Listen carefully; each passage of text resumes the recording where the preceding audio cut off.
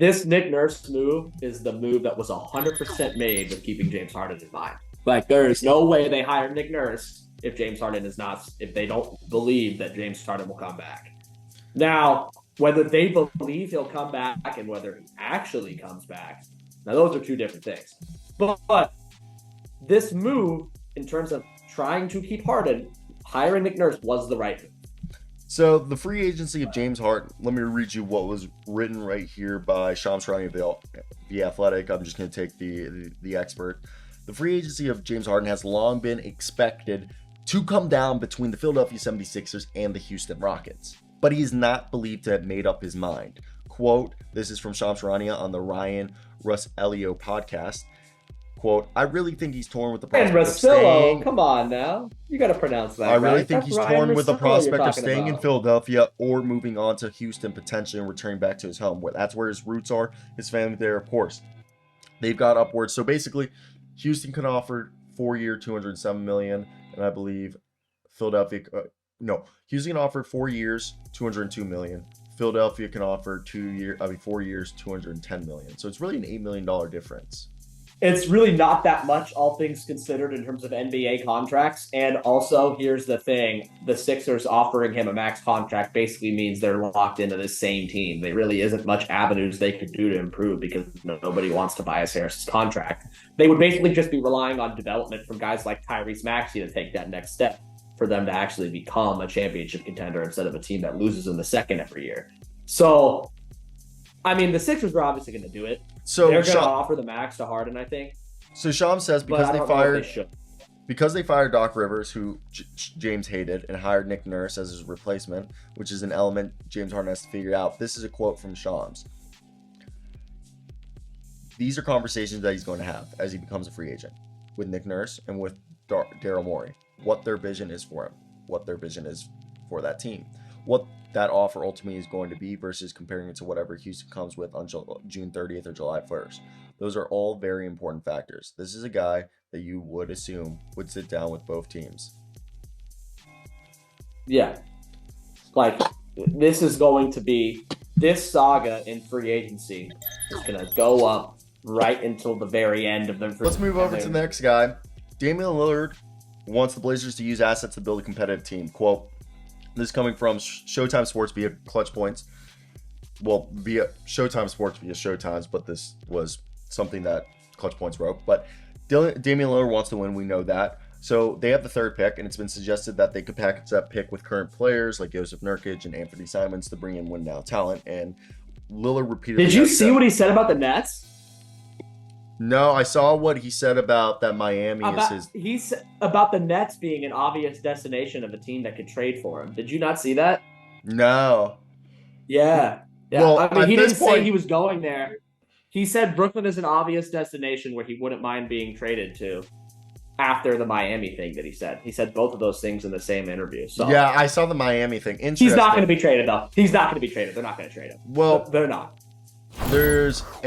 What is a deal for Damian Lillard? Not like, what are the deals out there? It's just Pascal Siakam and OG Anunoby that are tradable. It feels like, unless Zach LaVine isn't raising your ceiling. The Nets don't have enough. Like, you're talking about the Blazers. My bad. I don't know, man. There really isn't much guys out there that the Blazers can trade for. I don't really help them that they can actually get.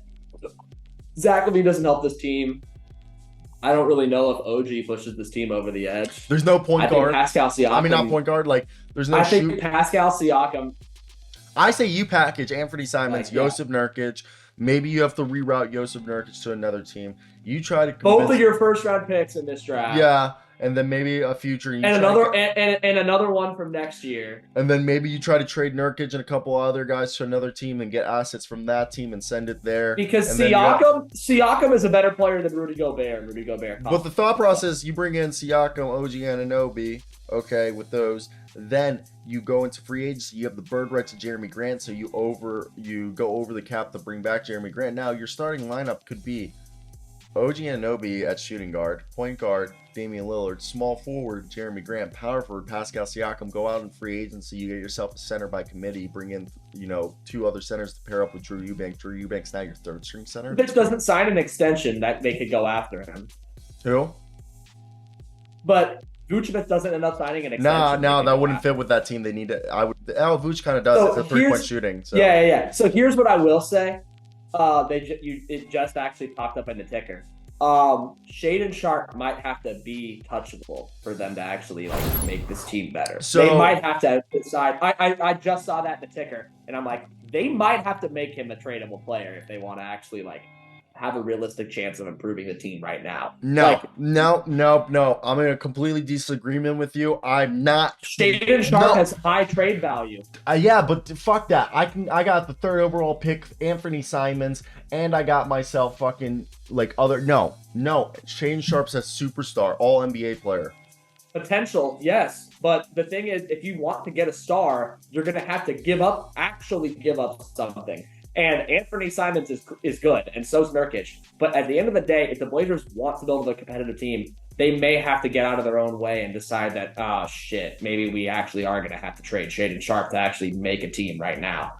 I'm not saying that they will, but they might have to consider making him tradable. Because if you say that this guy, who's arguably the most tradable, the best asset on this team to trade, is untouchable, then that really limits who you can actually get in the trade market. And if the Blazers try to go trade for somebody like Siakam, the Raptors are going to be like, oh, what about Shaedon Sharpe?